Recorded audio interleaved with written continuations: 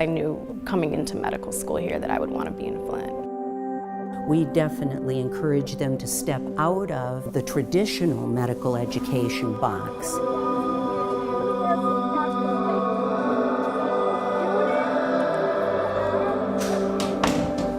Even as a physician, I think you do take on the role of becoming the educator, especially if it's an area like Flint. I wanted a career where I could serve other people. And LMU was the perfect opportunity for me to have that outlet in medical school.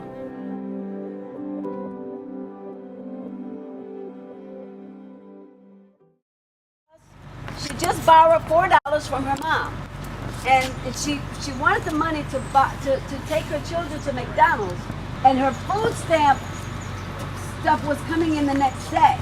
And so by her coming out here getting this food, she says, you just don't know what this means to me. What we do makes such a difference, you know, and that's why community is so important. We started this program in 2004, thinking about how we could create a program that would attract a group of students that would want to work with underserved populations.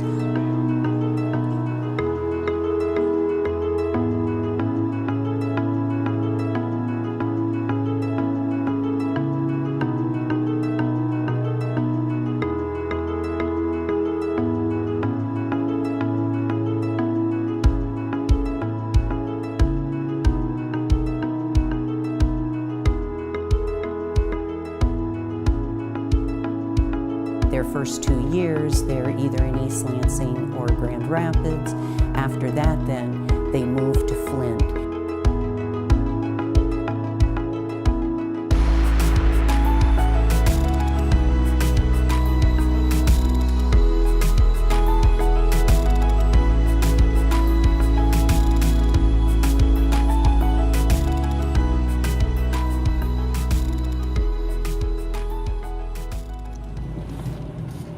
When they begin to learn about their patients and dig down to understand their patients' stories, they learn about the impact that the auto industry and its leaving the area had on the area, and that it wasn't just a one-generation effect, it was a multi-generational effect that occurred. My job was to work with community organizations that would help our students in their service learning experiences. We have students who are in elementary schools, we have students in the high schools, we have students who work in residential treatment programs for children who may have some emotional problems. Substance abuse, like with relatives, and substance abuse and mental illness. I didn't realize it was like together.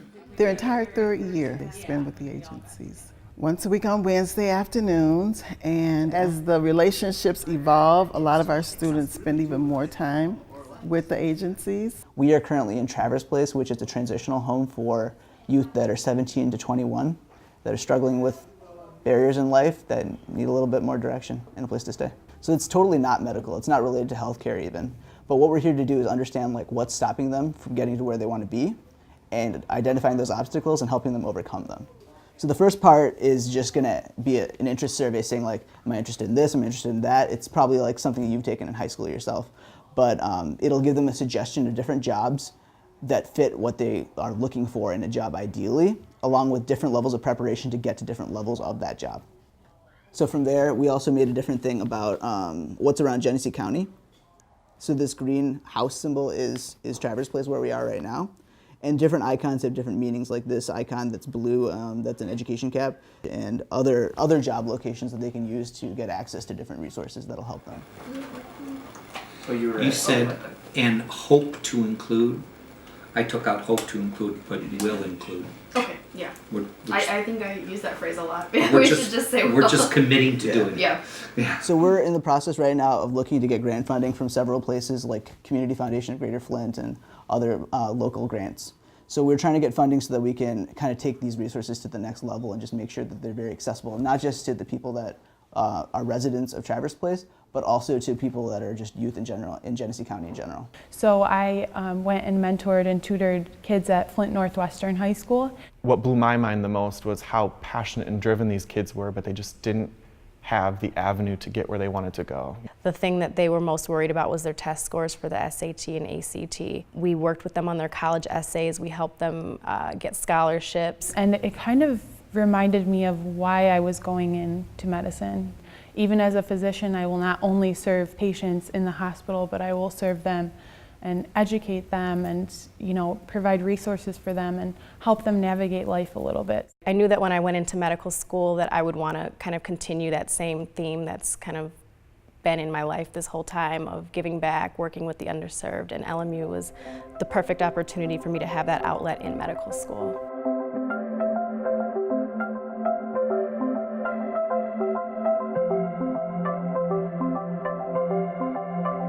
Personally, when I look at the application, I look at their personal statement, their statement of interest, some of their volunteer experiences, how they view working with the underserved, and what they hope to gain. I also look to try to create a diverse group. It may be someone who comes from a totally different background that we think will be able to work and teach their peers and provide a different vision.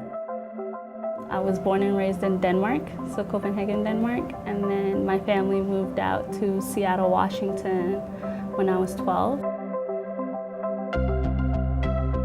I come from a lower middle class family, and I was the first one to even go to high school. This is the type of population that I really, really want to work in. Even as a physician, I think you do take on the role of becoming the educator of the community that you work in, especially if it's in an area like Flint.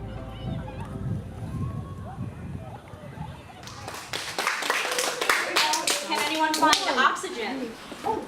That was the fastest hand I saw. Yes, it's right here. You got it. My second want in life was to become a teacher. And I know that with an MD degree, what I like about it most is that you can switch careers. You can become a researcher at one point after you've practiced for a while, and you can become a teacher.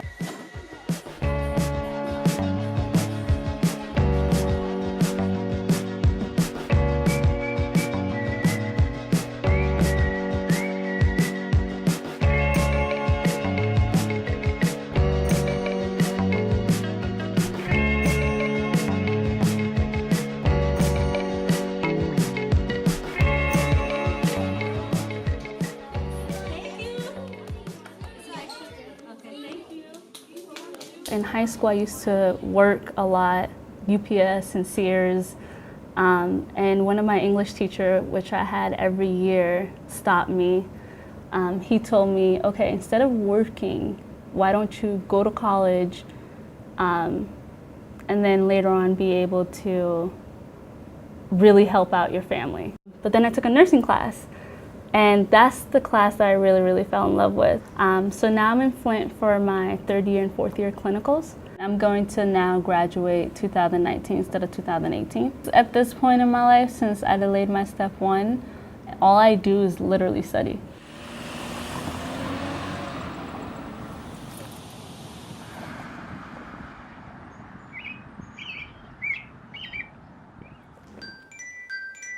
So I wake up around 8, have some breakfast, play with my cat. Her name's Cinnamon. She's super cute.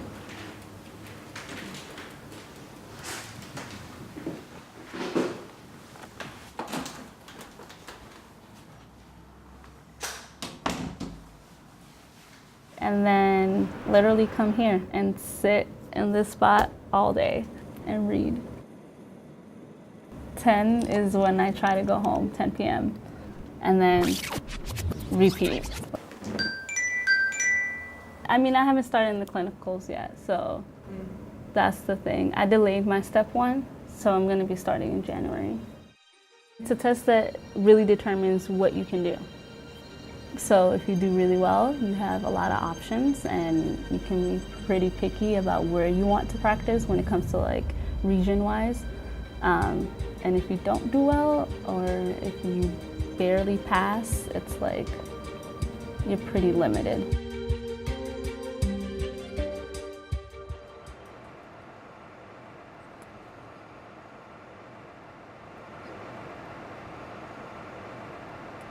Right now I'm studying what other degrees I can get to the position that I want to be in. But I basically want to work within the hospital administration, whether it's policy making, also business side of medicine, to make a larger scale impact. All right, well, I was just calling to check up on you, see how you're doing. How's the hospital? You know, it's going. It's all right. I would think that it's just like, it just confirms that I don't want to practice. Remember what I said? Yeah. Yeah. How big is the hospital? I don't know how many beds they have, but I know that the psychiatric unit only has like 16 patients and it's full capacity.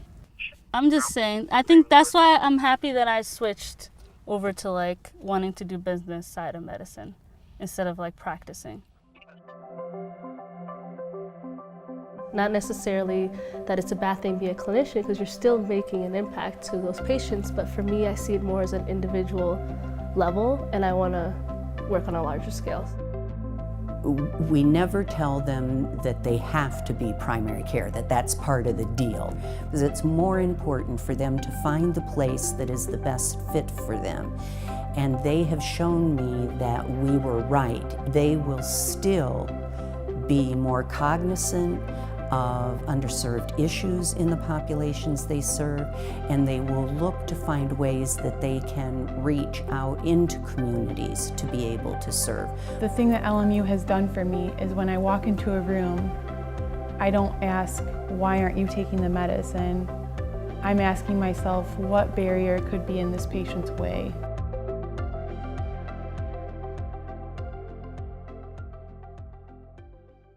Like being basically a born geographer, I've always had a map in my head. I've always thought about things in terms of where they are relative to other things, but I don't have a medical brain, so I don't think about the biological components. So the traditional medical school training gives that essential knowledge, but then what I hope to provide is also get these students thinking about how where you live influences your opportunities for healthy behavior. So the project that we're doing is looking at, similar to this map, which is food stores and healthy food, we're looking at pharmacies. And so if you were to zoom in on a neighborhood and you said, oh, I have a patient who lives here, you would be able to say, I can see that there's, you know, all these little circles, which are typically like liquor stores, and the big circles are a lot farther away. And that's a lot of the inspiration for what I'm working on with Sam and Funke. I think in terms of our pharmacy survey, it's interesting when like I had a new mom come in, and one of the questions we ask when they come in for their newborn visit is, were you able to get the vitamins that they're supposed to give? And a lot of times, like, patients have had issues. They're like, oh, not yet, or my pharmacy hasn't called me, or they didn't have it in. So I'm really interested to see what our results are going to show in terms of accessibility to pharmacies and the items in it. Once we have all this information, we could then go back to individuals and say, you know, approximately where do you live? Like, what's the pharmacy that you go to? Then we would be able to see how far they are from that, and what services are you able to get there. So we would be able to match up their lived experience with what we're seeing on the map. The maps almost raise more questions, but they help you ask the right types of questions. Yeah, I will say I've gotten some really great training just in terms of like tailoring my demeanor as a physician and the questions that I ask, and kind of picking up on different cues from patients, like, you know, for example, if they're late or if they say, oh, I wasn't able to get it, like learning to ask why. Because there's so many barriers that you wouldn't even know if you don't take the time sometimes. MSU has done a really, really good job at reminding us and emphasizing the point that patients are people, and their surroundings and everything that they do on a daily basis is going to affect why they came in and the symptoms that they came in with. So you cannot just look at their physical issues, you also have to look at their environmental, their psyche, everything else that is surrounding them that could be affecting their physical health and symptoms.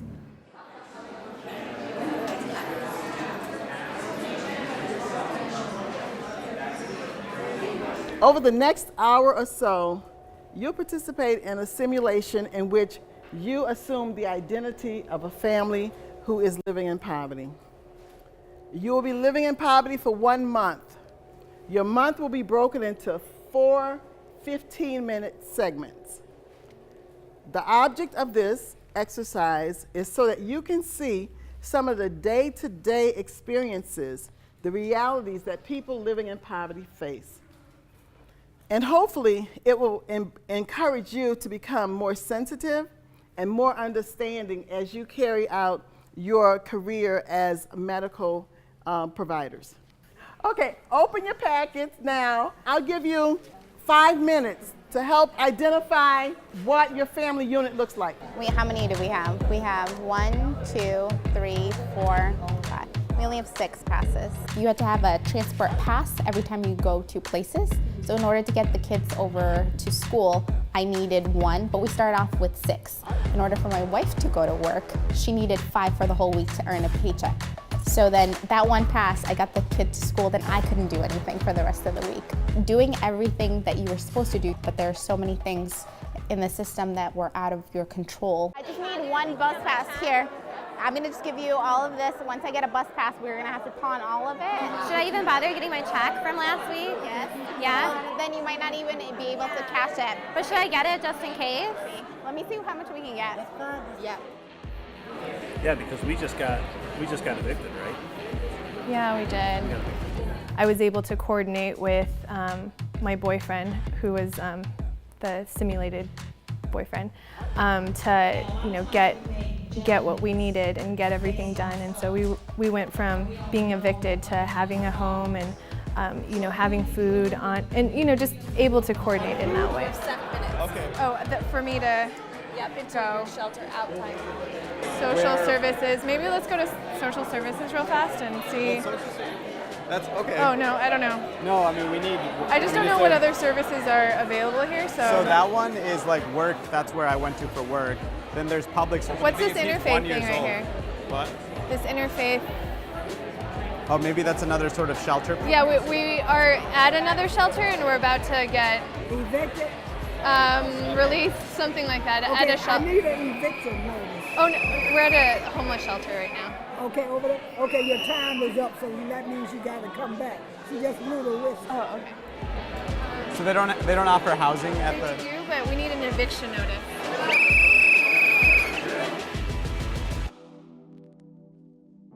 What is lacking in this experience is the understanding that there's also psychosocial dynamics that families and individuals have to deal with, and so that conversation and that environment's not always there.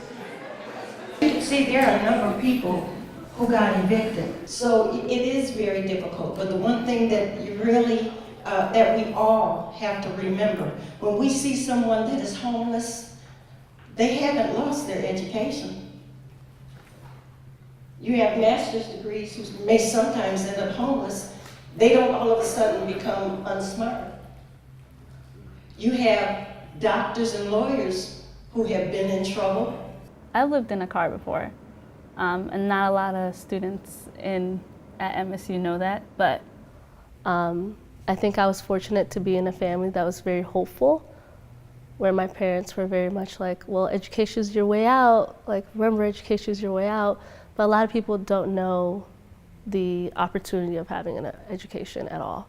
I think the main issue is that not a lot of people know that the resources even exist in their community. A lot of us were asking each other as we're walking around, like, oh, you guys, what can I do here? Like, we didn't even think of social services until the 3rd week, or the church until the 3rd week, or the 4th week, actually. So if you aren't necessarily aware of all the resources that are available to you, you're still limited by your circumstances. If you can't understand where people's problems originated and what it's going to take in order for them to be able to be resolved, all the skill in the world is for naught. And so we're hoping that our students will come through and develop the ability to look at how does the economics of a community impact level of health and wellness? What is their obligation in serving the community in different ways, not just medicine? Every community has its challenges, and Flint's no different. It really bothered me when people said, "It's so unsafe, how could you be moving to Flint?" Our neighbors are phenomenal. You know, we've made some great friends in the area that we live in, and people just take care of each other, which is really nice because it reminds me of back home. Flint people are so proud, and they're so proud of their city. And I think that, you know, unfortunately, this water crisis has really put them, a spotlight on them for not a great reason. I, Mayor Karen W. Weaver, declare a state of emergency in the city of Flint, effective December 14th, 2015. Last year, the city's unelected emergency manager switched the city's water source from the Detroit system to the long polluted Flint River in an attempt to save money. People were told, you know, don't take any caution at all. And I think looking back on the timeline of everything, it's incredibly frustrating. Well, my sons, all three of them are very bright. They had a great future going. Their grades in school were fantastic. Now they can't focus, they're in pain, they're sick all the time, so they've been derailed because of this, because of the lies. And as it turned out, those were some of the schools and areas that our LMU students had been working in. And so it really hit home for me, just to see that, you know, our students have been working so closely with children for over the past 2 years who were living in those environments, in those zip code areas. What they're saying is that we don't know how the lead will affect future generations, and that lead does have an effect on your DNA, and for people that are planning on bearing children, we don't know how long these effects will last. Although there is a tremendous amount of disappointment and sadness and frustration and anger that this occurred, we means Flint, will come through it and will be stronger and better for it. But we have obligations that we must meet in protecting the children and doing what's right by the children and families of the community.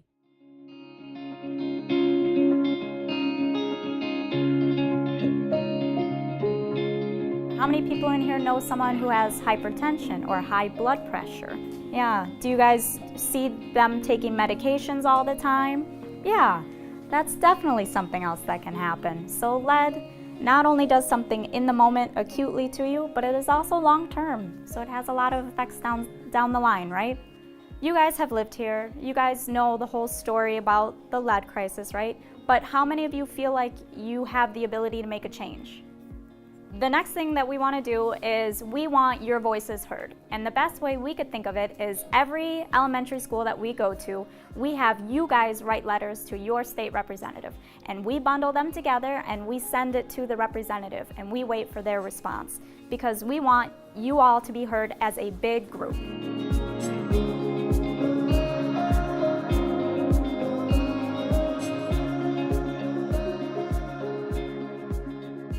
At Potter, we have been learning about lead. I went to the doctors and they said my lead levels are high. I have to take some medicine sometimes, and they showed us that if you have lead, it affects your growth and your bone strength. I want to be an NBA player. Please continue to fix the water every day. We get water bottles and free water. Please continue to help and give water.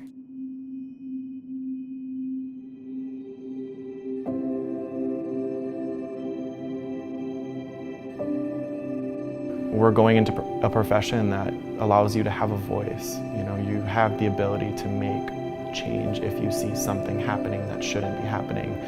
I think if I've taken anything away from, you know, my experience in Flint and my LMU experience is that, you know, it's our job to do more than just be a physician in a clinic that cares for patients. We have to advocate for people, and we have to be the ones to stand up and shout from our rooftops when something's not going right, because if we don't, who will? And these students will know, and they'll know the questions to ask. they'll be able to look at family dynamics, neighborhoods, all those things that impact health. They'll be able to look at environmental things, social issues, economic issues that impact health. So that's what LMU means to me. My goal is to always be aware of what's going on and kind of know the population I'm working with and knowing the issues in that population and doing the best that I can as a physician to address them in the way that I can. I was about 8 years old. My grandpa said, "You're going to be a doctor." He has Parkinson's, so it's been hard. And as a family member of a patient that is consistently in the hospital, you learn a lot and you realize different gaps in our system. And I hope that from recognizing that and from living through some of the hardships of that I can help fix those things when I provide care. So today we're going to the graduation ceremony of the current M4s, what I'm going to be doing next year.